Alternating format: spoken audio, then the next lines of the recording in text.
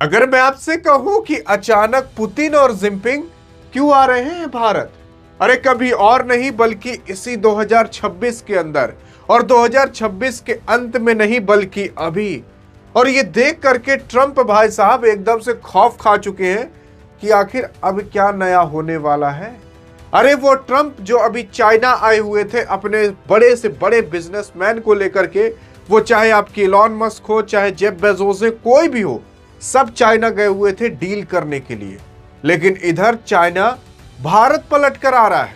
लेकिन सवाल उठता है कि आखिरकार क्या होने वाला है। यार अगर आप देखने की कोशिश करोगे तो ब्रिक्स नाम की करेंसी एक बनाई जा रही है। इसी ब्रिक्स नाम की करेंसी का इस बार जो अध्यक्षता है वो भारत करता हुआ दिखाई देगा।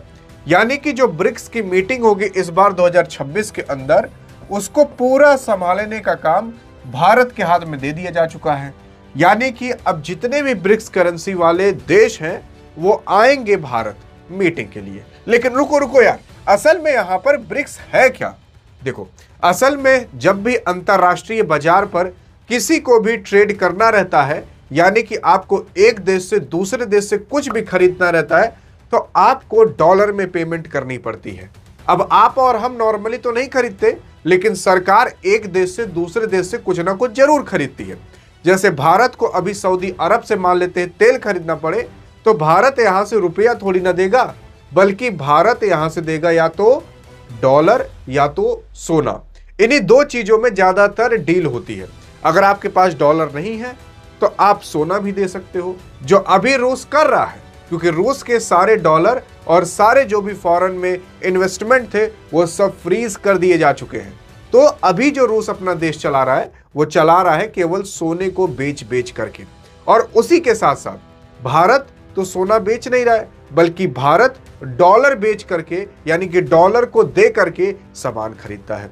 ऐसे सभी देश हैं, मान लेते कोई दूसरा देश है वो दूसरे तीसरे देश से कुछ खरीद रहा है, तो जो पेमेंट करता है वो डॉलर में करता है। अब डॉलर में ही क्यों करता है? डॉलर में इसलिए करता है क्योंकि डॉलर अंतरराष्ट्रीय करेंसी मानी जाती है। वैसे तो लगभग करेंसी अंतरराष्ट्रीय है, लेकिन डॉलर पर लोगों का भरोसा रहता है कि डॉलर कभी टूटेगा नहीं, इसी वजह से हम डॉलर में पेमेंट लेंगे।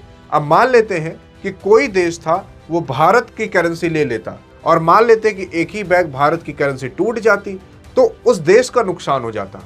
और उसी के ही साथ साथ अगर मान लेते हैं कि पाकिस्तान की करेंसी में भारत अगर लेने लगे, मान लेते हैं भारत पाकिस्तान में अच्छे रिश्ते रहे, और पाकिस्तान की करेंसी पता है कब टूट जाए कब ना टूट जाए किसी को कुछ भरोसा नहीं, तो भारत पाकिस्तान करेंसी में क्यों पेमेंट लेगा? इसी वजह से लोगों को भरोसा रहता है कि भैया डॉलर नहीं टूटेगा, बाकी करेंसियां टूट सकती है, इसी वजह से लोग डॉलर में पेमेंट लेते हैं। इस डॉलर के पेमेंट लेने के पीछे बहुत बड़ा सिस्टम है, पेट्रो डॉलर सिस्टम, और वर्ल्ड वॉर 2 के बाद मतलब बहुत तमाम चीजें हैं। वो मैंने आपको कल की ही वीडियो में जो पेट्रो डॉलर सिस्टम बताया था उसमें समझा दिया था। लेकिन यहां पर अगर आप देखने की कोशिश करोगे तो इसी डॉलर को रिप्लेस करने के लिए भारत, रूस, साउथ अफ्रीका, चाइना, ब्राजील, ऐसे बड़े से बड़े देश हैं जो इस ब्रिक्स करेंसी में शामिल होना चाहते हैं। मतलब ये कुछ देश हैं जो कि परमानेंट है, लेकिन और भी कुछ देश हैं जो इस ब्रिक्स करेंसी में शामिल होना चाहते हैं। क्यों होना चाहते हैं? क्योंकि देखो यार, सबके पास डॉलर नहीं है। जिसके पास है तो उसके पास तो है, लेकिन जिसके पास नहीं है उसको खरीदना पड़ता है। तो आखिरकार डॉलर में ही पेमेंट क्यों किया जाए? इससे बढ़िया या तो किसी दूसरे करेंसी में किया जाए, ताकि अमेरिका टूट जाए। जो अमेरिका अभी इतना ज्यादा अपना पूरी दुनिया पर दबदबा बनाकर बैठा है, उस दबदबे को तोड़ने के लिए। क्योंकि अगर आप देखोगे तो ये ब्रिक्स करेंसी जो बनाई जाएगी ये किसी पार्टिकुलर एक देश की करेंसी नहीं रहेगी, बल्कि इसमें इंडिया भी शामिल रहेगा, रूस भी शामिल रहेगा, चाइना भी शामिल रहेगा, ब्राजील शामिल रहेगा, साउथ अफ्रीका भी शामिल रहेगा। ऐसे तमाम देश हैं जो कि शामिल रहेंगे। तो इस ब्रिक्स करेंसी पर केवल एक आदमी का नियंत्रण नहीं या एक देश का नियंत्रण नहीं, बल्कि कईयों देश का नियंत्रण रहेगा। इससे भाई साहब जो एक पार्टिकुलर देश का दबदबा रहता है वो दबदबा रहेगा नहीं। अब मान लेते हैं कि जो ट्रंपवा है वो भारत से गुस्सा आ जाए और कह दे कि भारत से अब कोई भी डॉलर में पेमेंट नहीं करेगा। अब डॉलर में अगर पेमेंट नहीं होगी तो भारत क्या बेच करके खरीदेगा? कुछ, केवल सोना ही बेच करके खरीद सकता है। और भारत के पास उतना सोना नहीं है, वो बात की बात है। पहले भारत को सोने की चिड़िया कहा जाता था, आज भाई साहब सोने की चिड़िया तो छोड़िए, सारा सोनवे लूट के लेकर इंग्लैंड वाले लेकर चले गए हैं। तो भारत फिर ट्रेड ही नहीं कर पाएगा। भारत को अगर चाइना से कुछ खरीदना रहेगा तो डॉलर में पेमेंट देनी रहेगी, लेकिन भारत डॉलर में पेमेंट कर ही नहीं पाएगा, क्योंकि भारत का डॉलर बंद कर दिया जाएगा तो भारत कुछ खरीद और बेच ही नहीं पाएगा। इसी वजह से एक देश का ही दबदबा रहना पूरी दुनिया पर गलत है। इसी वजह से कुछ देश खड़े हुए और दूसरी करेंसी बनाने को सोचे, जिस पर एक देश का दबदबा नहीं बल्कि कईयों देश का दबदबा रहेगा। अब सवाल ये उठता है कि इस ब्रिक्स को इतना मजबूत बनाने के लिए क्यों जोर मारा जा रहा है और कब तक ये ब्रिक्स आपको आते हुए दिखाई देगा। अब देखो, इन सब चीजों को लेकर मैंने आपको जागरूक कर दिया था इस व्हाट्सएप चैनल पर, जो व्हाट्सएप चैनल यार दूसरे का नहीं बल्कि आपका और हमारा है। डियर गुरु नाम से ये व्हाट्सएप चैनल बनाया गया है, जिस नाम से यूट्यूब चैनल है। अब यार मेरा मेन मकसद यही था बनाने के पीछे, ताकि यार जितनी भी इंफॉर्मेशन रहे वो आपसे कभी ना छूटे। मैं ये सोच रहा था यार एक बार कि क्या ऐसा किया जाए ताकि छोटी से छोटी इंफॉर्मेशन भी आप और हमारे तक पहुंच सके। तो ये व्हाट्सएप चैनल एक ऐसा जरिया है जिसके माध्यम से आप तक चाहे दुनिया की कोई किसी भी कोने की इंफॉर्मेशन हो आप तक पहुंचाई जा सके, क्योंकि सभी चीजों पर वीडियो नहीं बनाई जा सकती। अब एक अकेला आदमी कितनी ही वीडियो बना पाएगा। तो इस व्हाट्सएप चैनल पर आपको जो बची खुची इंफॉर्मेशन रहेगी, जो नहीं कवर हो पाएगी, वो सारी चीजें तो मिल जाएंगी और जो कवर हो जाएंगी वो भी मिल जाएंगी आपको। तो अब आपके हाथ में है, अगर किसी भी जानकारी से अचूक नहीं रहना चाहते हो तो ये व्हाट्सएप चैनल में आपका स्वागत है। ये मिलेगा कहां पर? अरे कहीं और नहीं बल्कि इसी वीडियो के डिस्क्रिप्शन में जाओगे, तुरंत आपको मिल जाएगा। वीडियो के नीचे जो टाइटल लिखा रहता है उस पर क्लिक करके, और कमेंट में भी जाओगे तो उसमें जो पहला कमेंट आपको दिखेगा वहां एक लिंक दिखेगा, उस पर भी क्लिक करके आप यहां पर जा सकते हो, फिर ज्वाइन चैनल कर सकते हो, यानी कि इसे ज्वाइन कर सकते हो। और पूरा फ्री ऑफ कॉस्ट है, कोई पैसा नहीं, कोई चार्जेस नहीं। लेकिन अब आगे सवाल ये उठता है कि आखिरकार क्या वाकई में ही जिनपिंग भारत आने वाले हैं? अरे वो जिनपिंग जो कि भारत से भी दुश्मनी मोड़ लिया था जब गलवान घाटी में युद्ध हुआ था, जब भारत के कुछ जवान और चाइना के कुछ जवान मारे गए थे। लेकिन आप देखोगे पुतिन हमेशा चाहते हैं कि जिनपिंग और मोदी में, यानी कि चाइना और इंडिया के बीच अच्छे रिश्ते बने रहे, क्योंकि अगर चाइना और इंडिया एक साथ हो गए तो जानते हो क्या होगा? असल में पूरे दुनिया का जितना भी ट्रेड होता है, मान लेते हैं अगर 100 रुपए का ट्रेड होता है, 100 रुपए का व्यापार होता है, 100 रुपए का मान लेते हैं लेन देन होता है, तो उसमें से आप विश्वास नहीं करोगे 26 से 27 रुपए, यानी कि 26 से 27% तक का ट्रेड ब्रिक्स के देशों में होता है, यानी कि भारत, रूस, चाइना और बाकी कुछ अन्य देश। मतलब आप ऐसा मान सकते हो कि ब्रिक्स के अंदर अगर कुछ और देश आ गए तो ये ब्रिक्स पूरी दुनिया का 50% तक ट्रेड को कंट्रोल कर सकता है। और अब मैं आपको बता रहा हूं, अगर भारत को कुछ भी चाहिए तो भारत को ब्रिक्स के करेंसी ब्रिक्स के देशों से ही मिल जाएगा।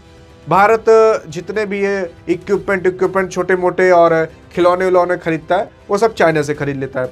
भारत को अगर तेल की जरूरत पड़ी तो वो रूस से खरीद लेता है। भारत को तमाम चीजों की जरूरत पड़ी तो ब्रिक्स के देशों के अंदर और भी देश हैं जिनसे खरीद लेता है, और अगर कुछ और देश आकर शामिल हो गए तो भारत उनसे भी खरीद सकता है। लेकिन अब आगे क्या? देखो यार, रूस के जो राष्ट्रपति व्लादिमीर पुतिन है और जो चाइना के राष्ट्रपति शी जिनपिंग है, सितंबर 2026 में नई दिल्ली में होने वाले 18वें ब्रिक्स शिखर सम्मेलन में भाग लेने के लिए भारत आ रहे हैं। और उसी के ही साथ साथ क्रेमलिन यानी कि रूस में आधिकारिक तौर पर 12 और 13 सितंबर 2026 को पुतिन के दिल्ली के दौरे की पुष्टि कर दी गई है, जबकि चीनी राष्ट्रपति शी जिनपिंग का भी आना लगभग तय हो चुका है। तो कब आएंगे पुतिन और जिनपिंग? कभी और नहीं बल्कि 12 से 13 सितंबर इसी 2026 में। ये भी क्या चल रहा है? मई का लास्ट चल रहा है, जून, जुलाई, अगस्त, सितंबर, मतलब 3-3.5 महीने बाद आपको पुतिन और जिनपिंग भारत के अंदर दिखाई देंगे।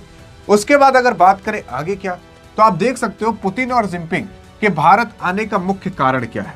तो देखो यार, ब्रिक्स शिखर सम्मेलन 2026, मैंने आपको बताया जो ब्रिक्स का सम्मेलन हो रहा है, मीटिंग हो रहा है, उसकी इस बार अध्यक्षता भारत करेगा। उसकी सारी व्यवस्थाएं भारत में बनाई जाएंगी और इसी वजह से ये लोग भारत आएंगे और उसकी मीटिंग होगी। भारत इस साल ब्रिक्स की अध्यक्षता करेगा।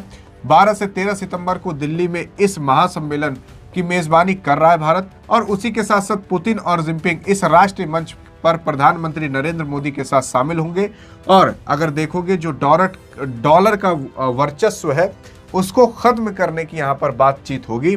इस बैठक का एक बड़ा एजेंडा वैश्विक व्यापार और अमेरिकी डॉलर का बाजार, अस्थायी मुद्रा के इस्तेमाल को बढ़ावा देने और एक वैकल्पिक जो वैश्विक भुगतान प्रणाली है यानी कि अल्टरनेटिव पेमेंट सिस्टम को तैयार करना होगा।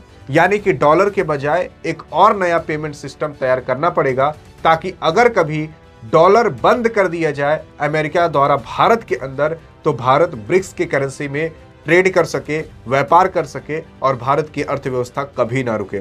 मान लेते हैं खुदा न खास्ता भारत कभी अमेरिका से ही मुंह मोड़ ले या कभी युद्ध हो जाए और अमेरिका कह दे कि भारत का सब कुछ बंद करो, ये डॉलर में पेमेंट ना कर पाए, इसका स्विफ्ट कोड हटा दो। देखो, स्विफ्ट कोड एक ऐसी चीज होती है जब आप डाल दोगे तो अभी आप इंटरनेशनल ट्रांजैक्शन कर सकते हो। जैसे आप बैंक में जाते हो आपको आईएफएससी कोड लगता है, वैसे अगर आपको एक देश से दूसरे देश ट्रांजैक्शन मारना है तो आईएफएससी कोड नहीं बल्कि स्विफ्ट कोड लगता है उस बैंक का। हर बैंक के ब्रांच का जो भी स्विफ्ट कोड होता है वो अलग अलग होता है, भले एसबीआई की ही बैंक क्यों ना हो, लेकिन एक जिले के अंदर जाओगे तो उसका अलग स्विफ्ट कोड होगा, बल्कि उसी जिले के अंदर दूसरे बैंक एसबीआई में ही जाओगे तो उसका अलग स्विफ्ट कोड हो सकता है। तो स्विफ्ट कोड बनाए जाते हैं इंटरनेशनल ट्रांजैक्शन के लिए ताकि डॉलर में ट्रांजैक्शन की जा सके। और ये स्विफ्ट कोड अगर बंद कर दिया गया तो भारत के अंदर जितने भी लोग यूट्यूब से, फेसबुक से और बाकी अन्य चीजों से कमा रहे हैं वो कोई पैसे नहीं कमा पाएंगे। ऐसा इसलिए क्योंकि डॉलर में पेमेंट आती है तो स्विफ्ट कोड का इस्तेमाल करना पड़ता है, और अगर आपको डॉलर में ट्रांजैक्शन कहीं मारनी है तब भी स्विफ्ट कोड का इस्तेमाल करना पड़ता है। इसी वजह से जब अमेरिका ने रूस का स्विफ्ट कोड बंद किया था तो रूस आज तक इंटरनेशनल ट्रांजैक्शन डॉलर में कर ही नहीं पाता, और रूस के लगभग 300 बिलियन डॉलर बाहर अभी फंसे हुए हैं। मतलब 3 मुकेश अंबानी के बराबर अभी डॉलर बाहर फंसे हुए हैं और रूस उसे निकाल नहीं पा रहा है। क्यों? क्योंकि उसका स्विफ्ट कोड अमेरिका बंद कर दिया है।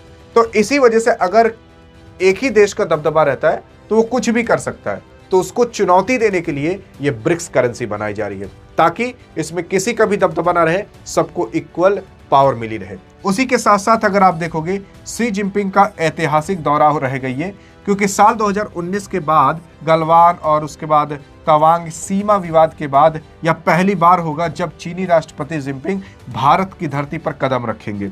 मतलब 2019 के बाद एक बार भी नहीं है, क्योंकि तब से भारत और चाइना के बीच देखोगे अच्छे रिश्ते नहीं रहते। अंतर्राष्ट्रीय दबाव की बात करें तो अंतर्राष्ट्रीय आधिकारिक न्यायालय यानी कि आईसीसी का सदस्य, आईसीसी वो क्रिकेट वाला आईसीसी नहीं बल्कि आईसीसी मतलब अंतर्राष्ट्रीय आपराधिक न्यायालय, मतलब जब वो अंतर्राष्ट्रीय लेवल पर कुछ करना रहता है तो यही न्यायालय यानी कि अंतर्राष्ट्रीय आपराधिक न्यायालय ही फैसला देता है। जैसे अभी वर्ल्ड के लेवल पर जो न्यायालय है उसमें जो पुतिन है उनको तुरंत जेल में डालने की बात की गई है, क्योंकि जब रूस और चाइना के बीच युद्ध हो रहा था तो ऐसा कहा जा रहा था कि पुतिन कुछ बच्चों को मरवा दिए हैं, और ऐसा भी कहा जा रहा था कि पुतिन कुछ बच्चों को पकड़वा लिए हैं और रूस के अंदर ही रखे हैं, टॉर्चर वॉर्चर ऐसा कुछ कहा जा रहा था आई थिंक। लेकिन तब उसके बाद कहा गया कि इनको तुरंत पकड़ो। तो अगर ये किसी दूसरे देश में जाते हैं जो आईसीसी का पार्ट है यानी कि अंतर्राष्ट्रीय आपराधिक न्यायालय का पार्ट है, तो वहां अगर पुतिन जाते हैं तो इनको गिरफ्तार किया जा सकता है। लेकिन भारत आईसीसी यानी कि अंतर्राष्ट्रीय आपराधिक न्यायालय का पार्ट ही नहीं है, तो भारत को कोई दिक्कत ही नहीं, भारत के ऊपर कोई प्रेशर ही नहीं, क्योंकि अगर हम इसका पार्ट होते तो हमें इनको जेल में डालाना पड़ता। अगर ये भारत आते तो भारत इसका पार्ट ही नहीं है। अब सोच कर देखिए, वहीं अमेरिका जब ईरान से लड़ रहा था तब अमेरिका की ही मिसाइल आकर ईरान की स्कूल पर गिरती है और 160 से 170 छोटे छोटे 12 साल की बच्चियां मारी जाती हैं, बच्चे भी नहीं, बच्चियां छोटी छोटी। तब अंतर्राष्ट्रीय न्यायालयों को यह नहीं दिखा कि अमेरिका ने मरवाया और ट्रंप को अंदर कराओ, तब नहीं दिखा। समझ आ रहा? तो मतलब ये जो न्यायालय वाले बनाए जाते हैं वो अमेरिका के लिए नहीं होते बल्कि दूसरे देश के लिए होते हैं। तो यहां पर पुतिन भारत आ रहे हैं लेकिन उनको कोई दिक्कत नहीं होगी क्योंकि भारत आईसीसी का पार्ट ही नहीं है। अब इसके बाद अगर आप देखोगे तो यार देखो इसमें अमेरिका की परेशानी कैसे बढ़ रही है। जब अगर एक नया पावर बैलेंस बन रहा है भारत, चीन और रूस के बीच, अगर भारत, चीन और रूस एक साथ हो जाए ना, तो मैं आपको बता रहा हूं पूरी दुनिया अलग थलग हो सकती है।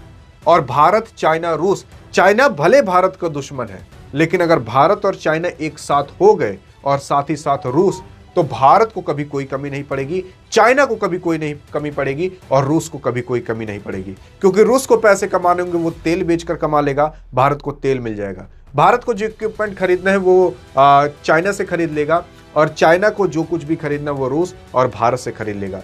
और भी कई सारी कंट्रियां ब्रिक्स के अंदर हैं जो इधर उधर करके काम चलाऊ हो सकती हैं। और अगर इतना बड़ा पावर शिफ्ट हुआ इधर भारत और चाइना रूस की ओर, तो ऑटोमेटिकली कई सारे देश खिंचते हुए चले आएंगे। उसी के साथ साथ अगर आप देखोगे, अमेरिका राष्ट्रपति डोनाल्ड ट्रंप का एक तरफा व्यापार और टैरिफ नीति के कारण भारत, चीन और रूस जैसे बड़े देश अपने आर्थिक हितों की रक्षा के लिए एक मंच अब करीब आ रहा है, जिसे अमेरिका और वैश्विक प्रभाव के लिए बड़ा खतरा बताया जा रहा है। मतलब यही ब्रिक्स करेंसी अमेरिका के लिए बहुत बड़ा खतरा बताई जा रही है। और भारत की कूटनीतिक जीत भी इसके अंदर है, क्योंकि अमेरिका चाहता है कि भारत पूरी तरीके से पश्चिमी देशों के और यूक्रेन के पाले में खड़ा रहे। लेकिन पीएम मोदी एक तरफ अमेरिका के साथ मजबूत रणनीतिक रिश्ते रख रहे हैं, तो दूसरी तरफ रूस के साथ पुरानी दोस्ती निभा रहे हैं और चीन के साथ भी तनाव कम कर रहे हैं। भारत की इस जो अगर आप देखोगे बैलेंसिंग पावर नीति अमेरिकन नीति और निर्माताओं को हैरत में डाल दे रहा है। मतलब इधर भारत जो है वो अमेरिका के साथ भी अच्छे रिश्ते रखा है, और उधर भारत रूस और चीन के साथ भी अच्छे रिश्ते रखा हुआ है। अब अमेरिका के साथ कैसे अच्छे रिश्ते रखा है, क्योंकि आपने देखा होगा कि अभी ट्रेड डील हुई थी, और आपने देखा होगा कि भारत जो है, भारत के लिए अमेरिका भी बहुत इंपॉर्टेंट है, क्योंकि भारत जो है वो अमेरिका के अंदर कम से कम हर साल $100 बिलियन से ज़्यादा का एक्सपोर्ट करता है। और अगर भारत अमेरिका के साथ इंपोर्ट एक्सपोर्ट ना करे, तो तुरंत भारत को $100 बिलियन से ज़्यादा का नुकसान हो सकता है, और ये बहुत बड़ा नुकसान होगा। इस वजह से भारत को सबसे अच्छे संबंध रखने पड़ते हैं। लेकिन अगर ब्रिक्स करेंसी बन गई, तब कोई दिक्कत नहीं होगी। कब तक ये ब्रिक्स करेंसी आ सकती है? तो ऐसा कहा जा रहा है कि 2029 तक आ सकती है। 2029 से 2030 तक, मतलब 3-4 साल का भी इंतजार और बाकी है। और इस युद्ध के कारण ये काम और तेज हो चुका है, क्योंकि दुनिया को अब विश्वास हो चुका है कि डॉलर पर ही डिपेंडेंसी रखना बहुत खतरे का सौदा होगा। बाकी अब आप बताइएगा, सारी चीज़ें तो आई थिंक कवर हो गई होंगी, और जो बची हो तो आप कमेंट में पूछ सकते हो। बाकी डिस्क्रिप्शन में तो लिंक है व्हाट्सएप चैनल का, वहाँ पर भी बची कुछ चीज़ें मिल जाएंगी। तब तक के लिए जय हिंद, जय भारत।